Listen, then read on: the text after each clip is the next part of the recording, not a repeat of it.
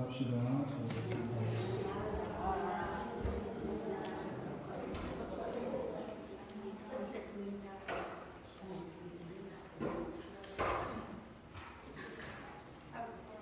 11월이 되었는데 11월에 교회가 행사가 좀 남았습니다. 먼저는 세 번째 주일이 추수감사주일이고, 그리고 11월 마지막 주가 남녀전도회 총회를 했습니다. 그리고 제대로 감사를 했고, 그러면서 내년도를 준비합니다. 특별히 12월에 계획됐던 피택이 임직이 원래 내년 봄으로 예상된 임직을 위해서 올 12월에 피택을 하려고 했었는데, 공치원위원장을 해마다 맡아오시던 회장님이 한국에 오시는 통에 12월 중순 이후에 오신다고 하니까 아마 1월에 피택을 2월로 연기를 했습니다. 당에서 그렇게 하시고, 계획이 왜 11월에 계획이 되어 있었는데 아무서 계획이 없느냐 생각하신 것이고, 그런 교회의 사정이 있어서 내년으로 연기를 하도록 하겠습니다. 그리고 교육공장에 보게 되면 김성훈, 이윤희 집사님, 또 최미자 집사님, 한은자는 우리 한국을 방문 중입니다. 그래서 기도해 주시기 바라고, 김미숙 집사님의 아들 윌리엄은 고비를 넘겼는데 여러분들이 계속적인 기도를 좀 부탁드리겠습니다. 본인은 그것을 놓지 않으시는데 우리가 오늘 좀 기회 나오지 않으셨는데 여러분들 그렇게 하시고 위해서 기도해 주시면 고맙겠습니다. 그리고 지난 한 주간에 한국에서 좀 큰 일이 있었습니다. 그죠? 엄청난 어처구니없는 일이 있었기도 하지만 또 교회적으로도 말 못할 일들이 있었습니다. 제가 개인적으로 만나서 기도하고 하는데 여러분들도 같이 함께 교회를 위해서 기도해 주시면 고맙겠습니다. 찬양하면서 헌금하겠습니다.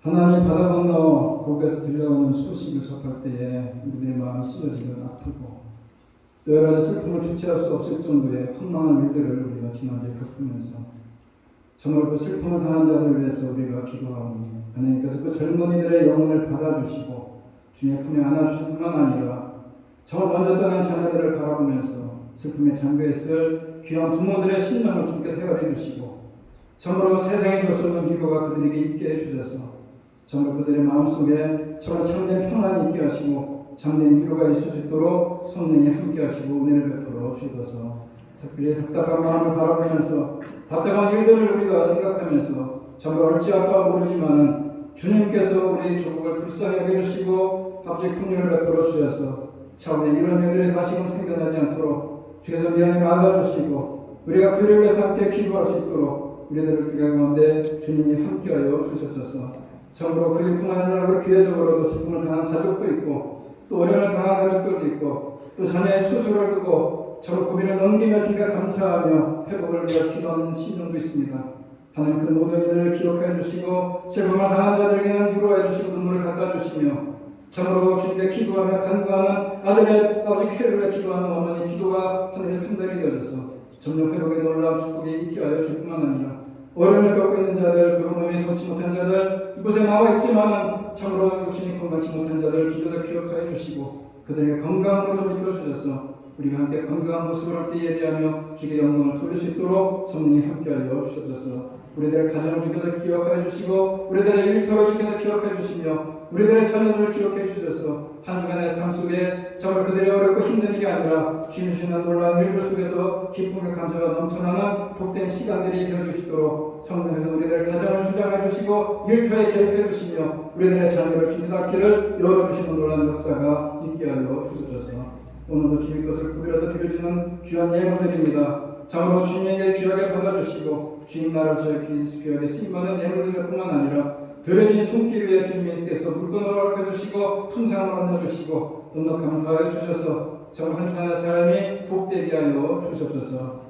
특별히 선교제에 쓰고 수고하는 선교사님의 발걸음을 축복하여 주시고 그들이 옮겨놓는 모든 일들 속에 주님의 은혜가 함께하게 하여 주셔서 우리가 선교제를 아버지 관심을 갖게 하시고 함께 기도할 수 있는 귀한 우리 모든 성도들이 되어서 우리가 몸은 나가지 못하지만은 함께 협력을 통해서 놀라운 열매들이 맺혀지게 하여 주옵소서. 오늘도 주님께 나와서 각자 마음에 기도하는 제목들이 있습니다.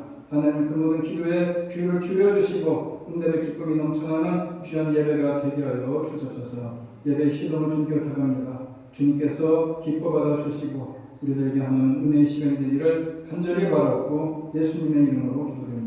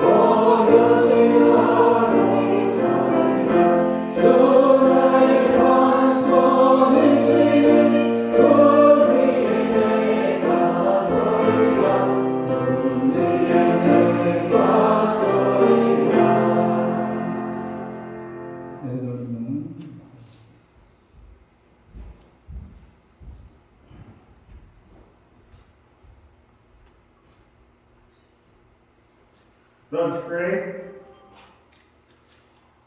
Righteous Lord and sovereign ruler of heaven and earth, you have commissioned us to be witnesses, taking the gospel of our Lord Jesus Christ into all the world.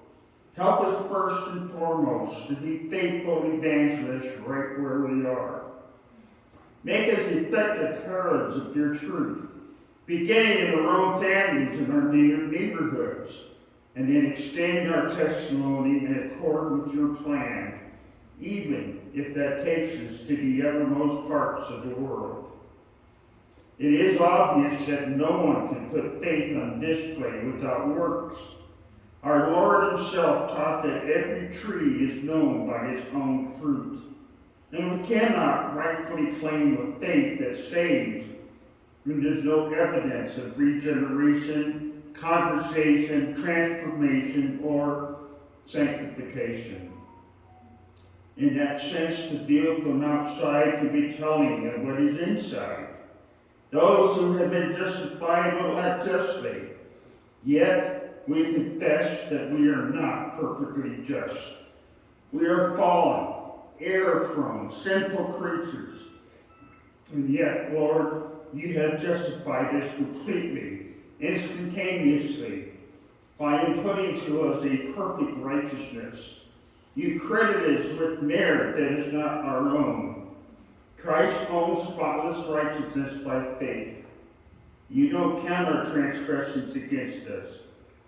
On the basis you have declared us altogether just, and our reconciliation is complete, and we are perfectly at peace with you, and we face no condemnation in time of eternity or ever. We humbly ask this and pray in Jesus' glorious name. Amen.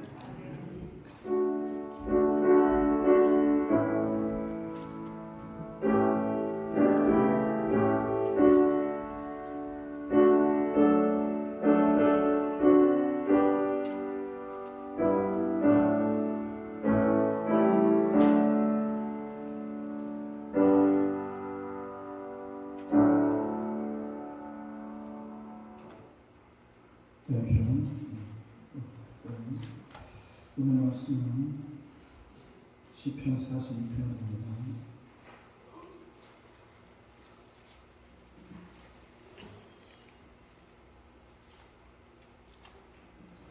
이쪽부터 5절을 제가 공부합니다. 하나님여 사심의 시름으로 찾기에 가득한 같이 내 영혼이 주를 찾기에 가득하나이다. 내 영혼의 하나님이고 살아계신 하나님을 갈망하나니 내가 어느 때에 나아가서 하나님의 얼굴을 배우리라. 사람들이 종일 내게 하는 말이 내 하나님이 어디 있느냐 하오니 내 눈을 주야로 내 음식이 돌더라. 내가 전에 성의를 지키는 무리와 동행하여 기쁨과 감사의 소리를 내며 그들을 하나님의 지도로 인도하였더니 이제 이 일을 기억하고 내 마음이 상하였더라. 내 영혼아 내가 어찌하여 낙심하냐 내가 어찌하여 내 속에서 불안해하느냐 너는 하나님께 소망하더라. 그가 나타나 도우심으로 말미암아 내가 여전히 찬송하였다. 아멘. 오늘 참 기도하겠습니다. 하나님 우리가 사는 세상은 너무나 갈망이 뜨거운 시대 속에 살아갑니다. 여러 가지 문화와 오락과 신과 개인주의를 향한 갈망이 엄때도 갈망한 이 시대에 우리가 살아가지만 우리가 지금 바라고 갈망해야 될 것은 하나님을 기억하게 하시고 세상을 향한 갈망은 우리에게 만족함을 줄 수는 있지만 육체적인 만족함을 줄 수 있지만 영혼의 만족함을 주셨다는 사실을 기억하면서 우리가 하나님을 갈망함을 통해서 하나님만의 소망이 있고 하나님의 생명이 있다는 사실을 다시 한번 기억하는 귀한 시간이 되게 하여 주옵소서. 예수님의 이름으로 기도드립니다. 지난 한 주간에 참으로 어려운 한국에서 우리를 바라보면서 지금 여러분 모두가 뉴스를 보시지 않겠지만 이태원 거리에서 이런 축제 현장에서 10만 명이 모집하면서 대형 압수 사고가 일어나고 156명의 젊은이들이 생명을 앗아가는 그런 엄청난 사건이 있었고 전부 353명의 이런 피해자들이 희생자들이 생겼는데 뭐라고 위로를 해야 될지 모를 정도로 정말 어렵고 황망한 일을 겪었습니다. 주로 대부분은 10대, 20대들 한참 젊은이들 아닙니까? 그들의 가족들의 자녀들의 사연을 보면 딱하니 그지였고 얼마나 많은 가정에서 엄청난 재난 앞에 부모들이 마음의 자식이 있겠습니까? 어제까지 일주일 동안 추모 기간을 갖긴 했지만 그게 무슨 부모들에게 위로가 될 것이냐. 참 이런 일들을 바라보면서 왜 이런 일들이 일어나는지 참 답답한 마음 아니겠습니까? 근데 한편으로 그런 생각을 해봤습니다. 왜 그들이 그리로 갔을까? 분명한 것은 그들 마음에 있는 갈망이 그들을 그곳으로 이끌었을 것이다. 이런 생각을 해줍니다. 우리의 마음의 갈망이 우리 인생을 결정합니다. 사람은 몇 가지 갈망하는 것들이 있는데 안전에 대한 갈망도 있고 권력에 대한 갈망도 있고 수고와 명예에 대한 갈망도 있고 또 요즘에는 문화가 발달되면서 여러 가지 오락과 쉼에 대한 갈망도 있고 개인적인 갈망이 어느 때보다 강렬한 시대 아닙니까? 인간의 마음은 여러 가지 갈망을 수행한 덩어리입니다. 그래서 오늘 우리 시대를 대변하는 책들을 보게 되면은 명상이나 웰빙이나 자기 치유 같은 책들이 많은데 이 얘기는 거꾸로 얘기는 무슨 얘기냐? 인간의 마음의 허전함과 심리적인 갈증을 해결하려고 하는 사람들의 몸부림이다 이렇게 생각할 수 있습니다. 갈증의 시대의 사람들은 물만 마시는 것이 아니라 갈증을 해결하기 위해서 술도 마시고 때로는 두박에 빠지기도 하고 때로는 순간적인 쾌락에 유혹에 가서 넘어가기도 하지 않습니까? 사람의 영혼을 달래는 것은 사실은 세상에 없다는 것을 아는 끝이 것입니다. 오늘 현대는 정보에 대해서 갈망하는 마음들이 있지 않습니까? 잠에서 깨어나자마자 제일 먼저 보는 것이 핸드폰 아닙니까? 어떤 소식에 완납하게 되고 간밤에 어떤 뉴스가 떠올려나 생각해보지 않습니까?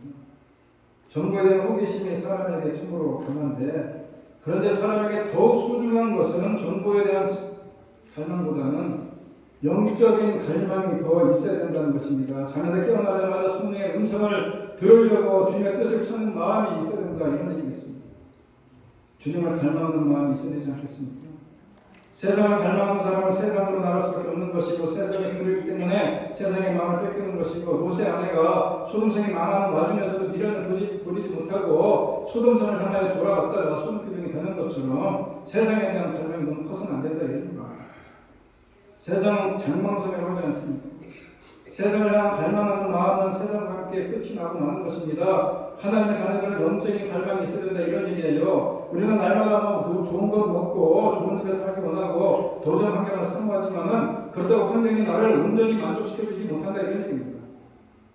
주님을 갈망하는 자만이 이것을 참소리로 나오는 것이고 주님을 사모하는 마음이 경건함에 배어있는 것이고 주님을 찬양하는 입술에 선한 열매가 맺혀지는 것입니다.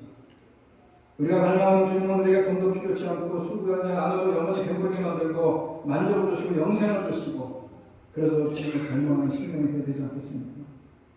우리 안에 주님에 대한 갈망이 식어지면 모든 걸 상실합니다. 그리고 세상에 종용만 가득 차게 되는 것이고 그래서 교만과 죄악이 자리 잡고 갈등과 분열 속에 살아갈 수밖에 없다는 것입니다. 또 한편으로는 갈망이 식어간다는 건 어떻게 보면 무서운 일입니다. 사람의 마음속에 무언가에 대한 갈증을 느끼고 부족함을 채우기 위해서 힘쓰고자 하는 갈망이 있어야 된다는 겁니다. 그것마저 싸늘하게 식어버리면 사람에게 더 이상 희망이 사라집니다. 그렇지만 희망을 넘어 갈망하는 사람이 있을 때에 모든 역사는 만들어지는 것이고 세상을 향한 갈망은 어떻게 보면 멸망기로 갈지 모르겠지만은 주님을 향한 갈망은 우리들의 삶을 새롭게 만들어간다 이런 겁니다. 주님을 향한 갈망은 시험과 환난과 문제를 뛰어넘게 해준다는 겁니다. 오늘 시편 말씀에도 한 영혼이 갈증으로 몸을 치는 것으로 볼 수 있는데 내 영혼이 주를 찾기에 갈급하나이다. 내 영혼이 하나님과 살아계신 하나님을 갈망하리니 내가 어느 때까지 나아가서 하나님의 얼굴을 배웁니까? 이 세상은 우리 영혼에게 평안을 주고 갈등과 분쟁과 고통을 줄 뿐이지 평안을 줄 수는 없지만은 시인이 채우지 못한 마음과 고통을 하나님을 향해 부르짖고 있는 모습을 보면서 오늘 우리는 나는 무엇을 갈망하고 있는가? 나는 세상 속에 살아가지만은 내가 무엇을 갈망하고 살아가고 있는가? 한 번쯤 질문해 보는 시간이 되지 않겠습니까? 시편 42편을 이해하기 위해서는 본문에 작게 쓰여진 고라자손의 마시겔 인도자를 따라 부르는 노래라는 뜻을 알아야 되는 것입니다. 흔히 우리가 생각할 때에 시편하면 다시 떠오르지만은 그렇지만 오늘 말씀을 보게 되면 자금을 쓰고 고라자손과 마시겔이라는 말이 취했습니다.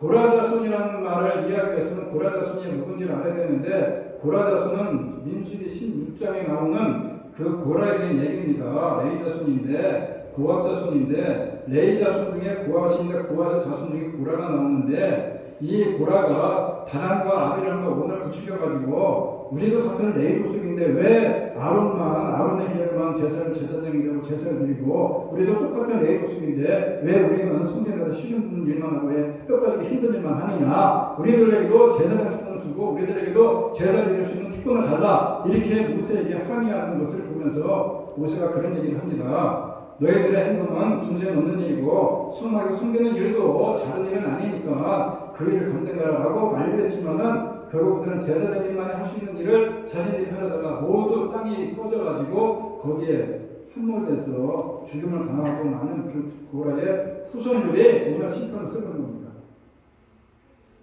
모세의 기록의 관계를 들었다가 땅이 갈라서 많은 사람이 이 땅 밑에 깔리는 이런 끔찍한 형벌을 받았던 집안인데, 불명예스러운 역사를 지닌 채 살던 그 자손들이 다윗의 때에 그 건국을 도우면서, 다윗의 건국을 도우면서 하나님의 성수에서 수종론자들로 높임을 받게 된다. 비록 그들의 조상인 고라는 반역을 죽었지만 후손들은 하나님을 찬양하는 영광스러운 직분을 감당하게 되는 것입니다. 하나님께서는 복음의 박해자 사울을 가지고 복음의 전달자인 바울을 만든 것처럼 반역의 아이콘이었던 이 고라의 후손들을 찬양의 도구로 삼아서 하나님의 크신 은혜를 베풀어주는 그런 모습을 합니다. 참 반역하는 저주이다 해서 많은 사람이 손가락질을 당했지만은 바울이 그들을 끌어안고 그들과 함께 나라를 세워갈 때에 바로 다윗 옆에서 그 다윗의 일거수 이투족을 바라보고 다윗의 고통과 슬픔과 기쁨을 함께 나눴던 사람이 고라입니다. 그래서 이 시를 보면서 비록 고라 자손이 쓴 시긴 하지만은 여기에 다윗의 모든 행동이 들어가 있고 다윗의 어려움과 그 모든 것이 배어 있는, 그래서 하나님에 향한 갈망과 다윗의 하나님에 대한 회복이 그려 있는 이 시편과 있습니다. 그래서 마시기라는 뜻은 교훈이라는 뜻인데, 이 시편에 보게 되면 교훈적인 내용이 13편이 있습니다.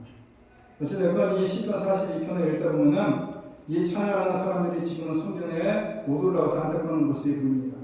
그들은 지금 하나님의 얼굴을 배울까라고 고백하며 또 어느 때에 나갈까라는 말을 하는 것을 보아서 어떤 여러 가지 이유가 있을 수 있습니다.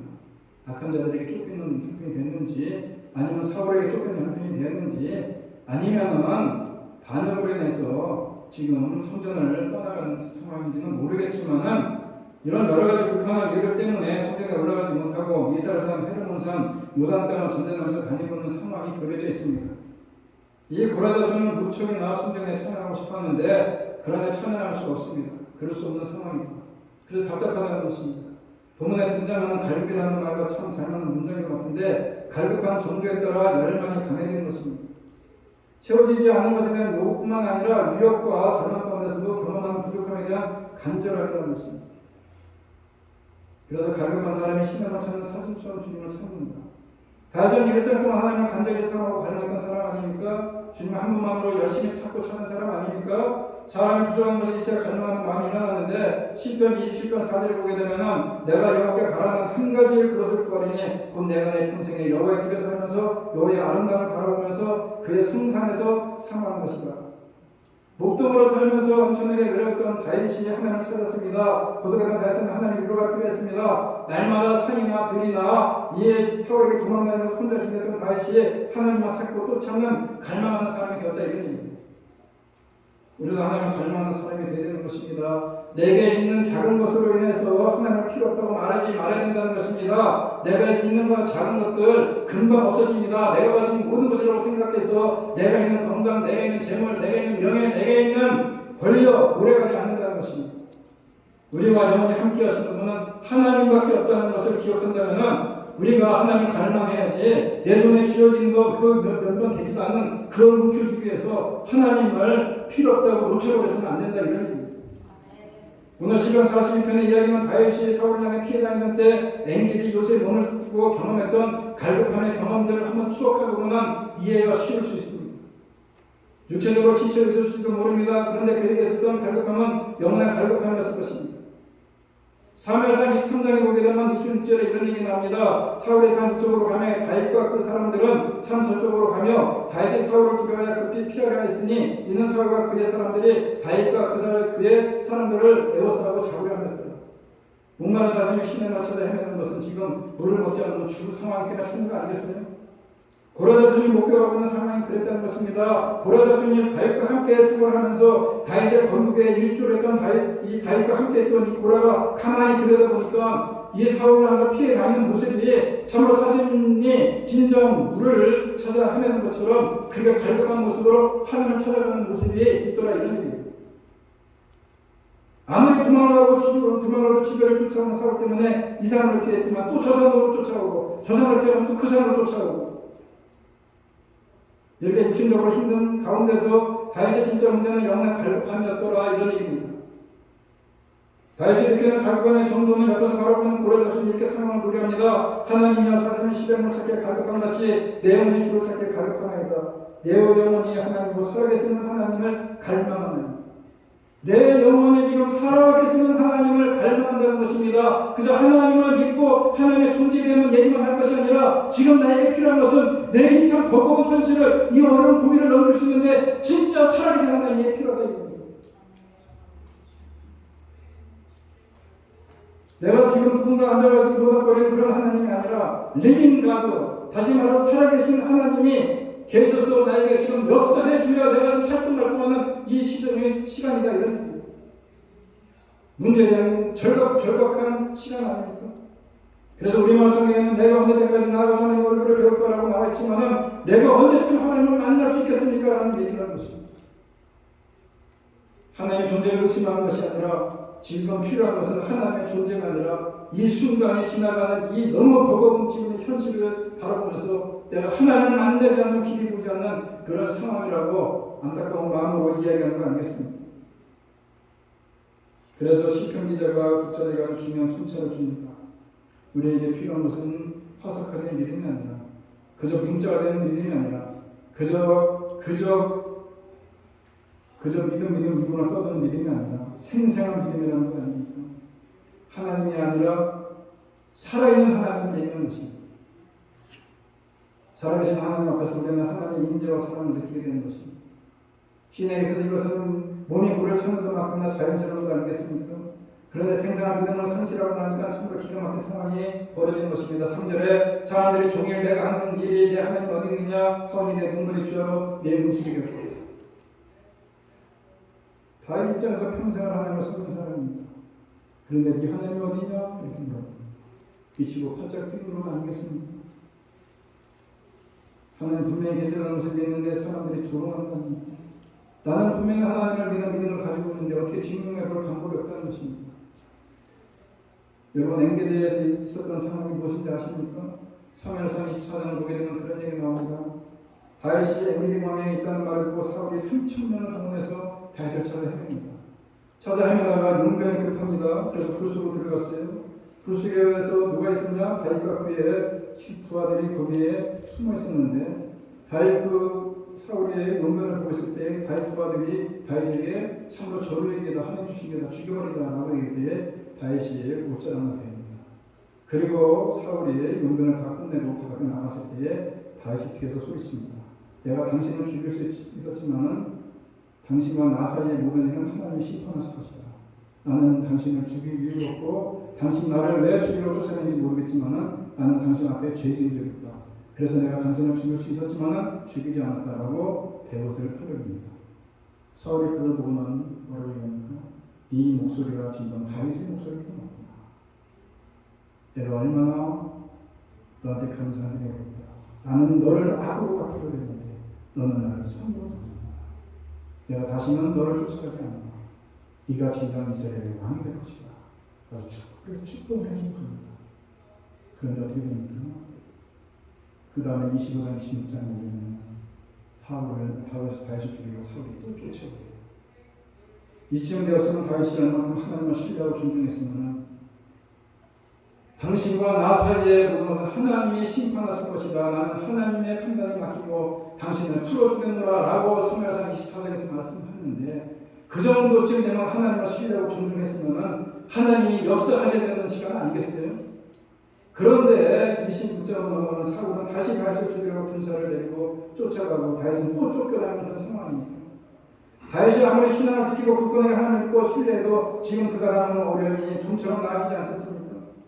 우리는 지금 이 이야기를 다 알고 있으니까 3회 24장도 있고 25장도 있고 26장도 있고 쭉 읽으니까 상황이 이렇게 되겠구나, 나중에 다윗이 왕이 되는구나, 사울이 마지막에 블레셋에게 맞아 죽는구나, 자기가 자기 칼에 죽는구나, 엎드려 죽는구나 다 알지만은 그 당시에 그걸 바라보고 있던 고레 자손이나 주위에 있는 사람들이 보기에는 얼마나 답답하겠습니까? 죽일 수 있는 기회를 놓쳐버리고 또다시 쫓기는 그의 모습을 바라보면서 네가 진정 믿는 하나님이 그밖에 안 되느냐라고 조롱할 뿐만 아니라 더 한 걸음 더 나아가서 하나님이 그밖에 안 되느냐라고 하나님을 조롱하는 그런 모습 아니겠어요?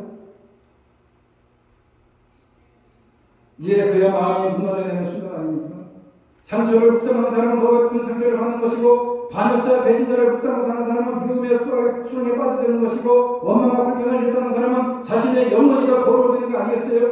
하지만 상한 마음을 이겨낼 수 있는 것이 또한 믿음의 추억 아니겠습니까?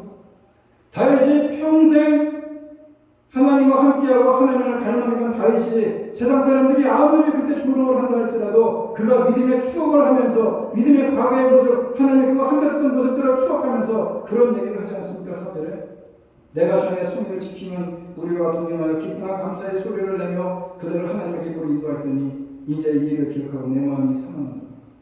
자신의 문제가 다른 사람의 조롱이 아니라 이제 낙심한 자신임을 깨닫게 된다, 이런 얘기입니다. 다윗을 보면서 자신이 처한 도망자의 형편에서 깨닫게 되는 것이 있다면 다윗의 삶에 있어서 가장 무서운 것은 사울왕의 쫓김을 당해서 여기저기 도망다니면서 그 숨어 사는 그런 모습이 아니라 진정 자기가 하나님 앞에 대해서 낙심하고 절망했던 그 모습을 깨닫는 것이 가장 더 무섭다, 이런 얘기입니다. 그가 믿고 의지하는 하나님이 살아계신 하나님으로 역사하지 않는 순간을 바라보면서 그는 오히려 자신을 향해 이렇게 얘기합니다. 우리가 잘 아는 유명한 구절하는 5절에 내 영혼아 내가 어찌하여 낙심하며 어찌하여 내 속에서 앞서가느냐 너는 하나님과 소망을 두라. 그가 나타나 도우심을 하면 내가 여전히 찬송하리라. 다윗이 자신이 하는 분들을 보면서 사람들이 자신을 이해해주고 자신의 동역자가 되라고 생각하지는 않았겠습니까마서도 사람들은 다윗의 편도 하나님 편도 아니었다는 겁니다. 오히려 하나님을 조롱하지 않습니까? 점점 매트가 되어버리는 외로움 속에서 다윗에게 찾아오는 감정은 불안 아니겠습니까? 그래서 이제 자신에게 노래합니다. 불안하지 말라. 더 이상 사람들을 바라보지 말고 하나님께 소망을 걸라. 지금까지 그랬던 것처럼 너의 믿음의 추억을 해보면서 하나님께 도우심을 확신해라, 이런 얘기합니다. 그래서 NIV의 성경은 이렇게 해석을 해놨습니다. 우리의 영혼이 침체에서 벗어나는 좋은 비결이 있다면 믿음의 눈을 들어 바라보는 것입니다. 우리가 어떤 존재인지 왜 우리에게 낙심과 불안이 왔는지 살펴보는 것입니다. 여러분, 낙심과 불안이 무슨 뜻인지 아십니까? 우리나라 말로는 낙심과 불안이라고 했지만 영어로는 다운 퀘스트라고 써놨습니다. 무슨 얘기냐? 눈을 깔고 밑을 본다는 얘기입니다. 그러면 아래를 바라보는 낙심밖에 안 된다는 겁니다. 지금 세상을 보고 사람들을 바라보고 있던 자신의 영혼에게 다윗이 얘기하지 않습니까? 나의 영혼아 내 안에서 왜 불안하느냐? 이제 자신의 영혼을 향해서 명령하지 않습니까? 내 눈을 깔고 밑을 바라보고 낙심하고 사람 보고 낙심하지 말고 이제는 눈을 깔고 있던 그날 위를 들어서 하나님을 바라보고 하나님께 소망을 두고 그렇게 너에게 낙심이 아니라 네 영혼이 찬양을 하게 될 것이다, 이런 얘기 아니겠어요? 소망의 근거가 무엇입니까? 도우시는 하나님이라는 것입니다. 사실 어떤 것이 먼저인지 모르겠습니다만 오늘 본문을 보게 되면 하나님을 바라봤더니 소망이 생겨서 찬양이 됐다는 얘기인지 5절에 아니면 자기 영혼이 구원되신 하나님을 바라보며 찬양했더니 소망이 생긴 것인지 헷갈리지만 요즘 피거슨 메시지 성경에는 이렇게 나옵니다. 세상을 바라보던 눈이 하나님을 향하면 다시 찬송하게 될 것이다. 하나님을 찬송하면 그분이 나의 얼굴에 미술을 지고 싶게 만들어 주실 것이다. 그분은 나의 하나님이기 때문에 그렇다. 찬양은 언제 나오느냐? 소리는 언제 나오는 것이냐? 악기를 만드는 사람들이 그런 얘기를 합니다. 피리나 바이올린이 아름다운 소리를 낼 수 있는 것은 그 속이 비워져 있기 때문이다. 여백이야말로 모든 존재를 빛나게 한다. 하나님만 바라보고 여호와를 갈망하며 내 속에 있는 것들을 다 비워져 가는 것입니다. 많이 비우면 비울수록 많이 바라보면 바라볼수록 우렁찬 소리가 나오게 되는 것입니다. 그래서 갈망에서 나오는 찬양의 말로 아름다운 소리가 들린다는 것입니다. 그때 소리가 울리기 시작하는 것이고 터져나기 시작하는 것이고 밖으로 나가기 시작하는 것이고 오늘 5절 말씀 중요한 이유가 뭐냐? 시편 기자 생각이 무엇이냐? 다윗의 그 고난을 보고 다윗의 그 고통을 보고 다윗의 힘든 역사를 바라보면서 그 옆에서 이야기했던 바라봤던 이 고난은 어떻게 얘기하고 있느냐? 그것이 바로 하나님의 섭리였다 이런 얘기입니다. 하나님의 감춰진 뜻이었다 이런 얘기입니다. 고라 자손은 지금 다윗과 함께 고난의 시간을 경험하는데 나라가 마음은 비극이었는지 악한 자들에게 왕권이 찬탈되는 그런 아픔을 당하는 시간이었는지 아니면 하나님의 법궤를 놓고 탑으로 쫓겨가는 이런 슬픔을 이겼는지 모르겠지만은 어려운 상황 가운데서 어떤 하나님의 섭리를 깨닫게 되었다 이런 얘기입니다. 이런 슬픔과 불행한 일들 가운데서 어떻게 하나님이 계획하시는 것을 볼 수 있었느냐 이런 얘기인데 이런 상황을 맞닥뜨리지 않는다면은 인간의 마음속에 하나님을 향한 갈급함이 사라지게 되는 것이고 이 갈급함에 서봐야 하나님과의 관계가 다시금 회복된다 이런 얘기입니다. 우리가 솔직하게 경험하는 일들 아니겠습니까? 때로는 우리의 사랑하는 사람을 죽음으로 이렇게 됐을 때 우리가 믿고 의지했던 제자들이 한순간에 날아가 버렸을 때 그러니까 자신만만했던 우리의 건강이 한순간에 무너져 내릴 때 하나님께서 때로 우리들의 보험자를 흩어져 놓으실 때 우리들의 안정된 질서를 깨실 때 그때 우리는 비로소 우리의 삶을 돌아보지 않습니까? 우리가 이런 것들에서 또 얼마나 연약한 존재고 비천한 인간이라는 사실을 깨닫게 되지 않습니까? 내가 할 수 있는 일이라고는 아무것도 없는 걸 깨닫지 않습니까? 내 힘으로 어떻게 해결해 볼 수 있는 일들이 없다는 것을 극한 상황이 돼봐서 알지 않습니까? 사랑하는 사람을 잃어버렸을 때 그 믿었던 재물이 다 날아가서 볼 때 내가 참으로 병원에 한 번도 안 가봤지만 건강한 춤을 자랐던 내 건강이 한순간에 무너질 때 주위에 있는 모든 것들이 흩어져 버릴 때 이런 안정된 모습들이 깨어져 나갈 때 내가 참으로 연약했구나, 내가 참으로 비천한 존재였구나, 내가 참으로 세상을 바라보면서 세상의 모든 걸 다 얻을 수 있다고 확신했던 내 자신이 하나님의 부끄러운 모습이고 이제 내가 하나님만을 갈망할 수밖에 없구나. 왜냐하면 하나님은 나에게 소망이 되시고 나의 생명이 되시고 나의 은혜가 되시고 그분을 내가 바라볼 수밖에 없구나 라고 깨닫게 되는 그 순간이 바로 하나님의 섭리의 시간이었다 이런 얘기입니다. 고라 자손이 보기에 사절까지 바라보면서 그래도 마지막 순간에 그래도 하나님께 찬양 올리는 이 다윗의 모습, 모든 어려움과 모든 환난과 모든 고난을 이기는 이 다윗의 모습을 보면서 이 고라가 이렇게 말씀한 거 아니겠어요? 자기 손체의 시간이 없으면 인간의 본성에는 끝없이 자신의 욕망을 추구하는 것입니다. 자신의 욕망을 추구하면 끝없이 하나님과 멀을 수밖에 없는 존재가 되는 것이고 이 관계가 깨어진 우리의 영혼이 불안의 신년에 불안과 두려움 속에 빠질 수밖에 없다 이런 얘기입니다.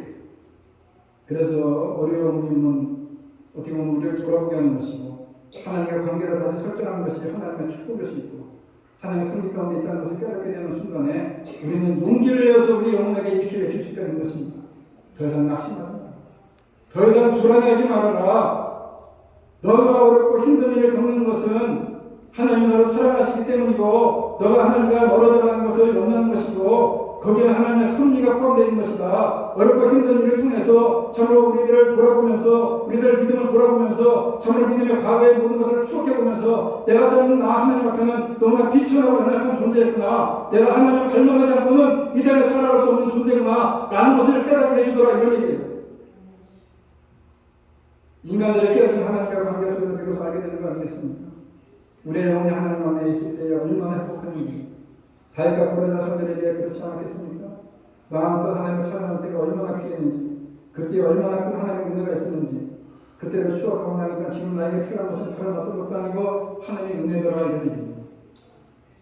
가장 고통스러운 순간에 사슴의 심령을 찾기에 갈급한 것처럼 하나님을 사모하면서 시인이 하나님을 갈망하면서 영혼의 침체에서 벗어나는 것이다 이런 얘기입니다. 그럴 때 우리는 다시 일어설 수 있는 것입니다. 여러분 오늘 우리 시대는 세상을 향한 갈망이 너무나 뜨거운 시대 속에 살아갑니다. 문화와 오락과 쉼과 개인주의에 휩싸여서 그 어느 때보다도 전부 세상을 향한 갈망이 강렬할 시대에 살아가는데 그러나 세상의 많은 것들이 우리의 영혼의 발전을 채우지는 못한다는 걸 알겠습니다. 그것을 아는 것이 지혜인 것입니다. 세상을 향한 갈망은 우리의 육체에 만족을 줄 수 있을지 모르겠지만 영원한 세계에는 단절이 된다는 것입니다. 우리는 하나님을 갈망해야 되는 것이고 하나님 안에 영원한 소망이 있다는 것을 기억하고 하나님 안에만 생명이 있다는 것을 기억하는 것입니다. 여러분은 지난 일주일 동안 무엇을 갈망하며 살았습니까? 제가 이런 질문을 하니까 짜증나는 분도 있을 수 있겠습니다. 먹고 살기도 바쁜데 그런 골치 아픈 생각할 시간이 없다는 사람도 있을 수 있습니다. 그런데 이 질문은 골치 아픈 것으로 넘기듯 하지 말아야 된다는 것입니다.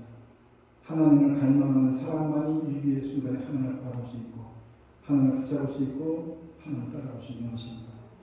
절정의 위기 상황에서 시인은 다윗이 어떻게 그 고난을 이겨내는지를 옆에서 지켜보지 않습니까? 바로 다윗이 하나님을 갈망하는 것이고 하나님께 소망을 두고 사는 것이고 하나님만을 사모하는 겁니다. 그것을 바라보면서 고라자손이 바로 다윗이 그 고난을 이기는 걸 바라보면서 정말 그에게 큰 위로가 되었듯이 자신에 대해 격려가 되고 스스로 기운을 내게 하고 있었던 것처럼 우리가 오늘 이 시편을 대하면서 우리들에게도 동일한 힘이 되어야 되지 않겠습니까? 그래서 우리는 세상을 갈망하는 사람들보다 우리가 하나님을 갈망하는 것이 그것이 더 귀한 것이고 그것이 영원을 사는 사람들의 모습인 것이고 그것이 바로 그리스도의 삶이라는 것을 기억하면서 오늘 우리가 이 세상 속에 되어가는 모든 일들을 바라보면서 너무 슬퍼하고 너무 답답해하고 너무 안타까워할 것이 아니라 우리가 이런 일들을 바라보면서 정말 세상의 모든 것들, 세상을 갈망하는 것의 끝은 어떻게 보면 참으로 좋은 것을 끝내지 못할지 모르겠지만 우리가 하나님을 갈망하는 것은 우리에게 영혼을 주는 것이고 우리들에게 정말 기쁨을 주는 것이고 그것이 바로 우리에게 소망을 준다는 사실을 기억해야 된다는 여러분 우리는 살아가면서 행복하기만 합니다. 성공하기만 합니다. 그런데 행복하지 못하기 때문에 늘 불평하고 성공하지 못하기 때문에 늘 불만 속에 살아갈 때가 많지 않습니까?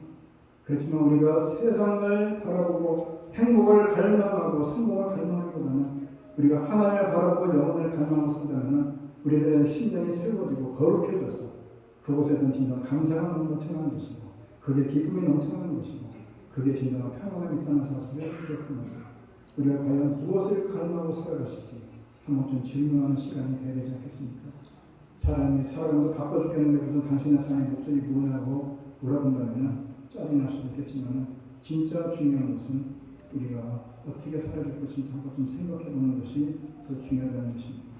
그래서 우리가 오늘도 세상 속에 행복감에 빠지고 성공감에 빠져서 그것을 갈망하고 살아갈 것이 아니라 우리가 우리들에게 영원한 소망을 주고 또 영원한 생명을 주고 영원한 만족함을 더해주시는 그 하나님만을 갈망하고 살아갈 때에 그 우리들의 삶이 정말 주님 안에서 감사하는 삶이 될 것이고 기쁨이 넘쳐나는 삶이 될 수 있다는 사실을 기억하면서 마치 목마른 사슴이 쉬는 물을 갈급해하는 것처럼 우리들이 영원히 주님을 갈급해하며 살아갈 수 있는 주님만을 바라보며 살아갈 수 있는 그래서 눈을 밑으로 깔 것이 아니라 낙심하고 세상을 바라보면 사람을 바라보면 낙심할 것 없지만 우리가 눈을 들어서 하나님을 바라보고 주님을 바라볼 때에 그곳에 소망이 있고 영원한 세계가 있고 거기에 생명이 있다는 사실을 기억하면서 오늘도 우리가 주님을 바라보는 통해서 내 영혼아 불안해하지 마라. 내 영혼아 낙심하지 마라. 내 영혼아 어렵고 힘든 시간에 하나님의 섭리하는 것이고 하나님 너와 함께 원하는 것이고 네가 나를 바라보기 원한다는 사실을 우리가 마음에 다시 한번 새기면서 우리가 영원하신 주님을 바라보고 주님만을 갈망하며 살아감을 통해서 세상이 줄 수 없는 참된 평안과 기쁨과 만족함을 더해가는 복된 삶들이 되기를 간절히 바랍니다. 다 같이 일어나서 함께 청하겠습니다. 목마른 사슴이 쉬는 물을 찾아 헤매계시고 내 영혼의 주를 찾기에 가득한 삶을 세우게 주옵소서. 라고 기도하시면서 청하겠습니다.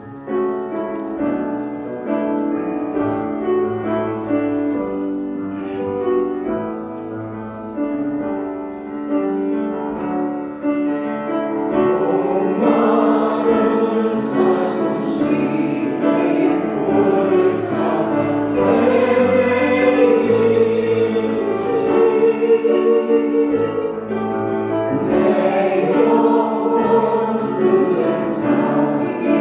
찾기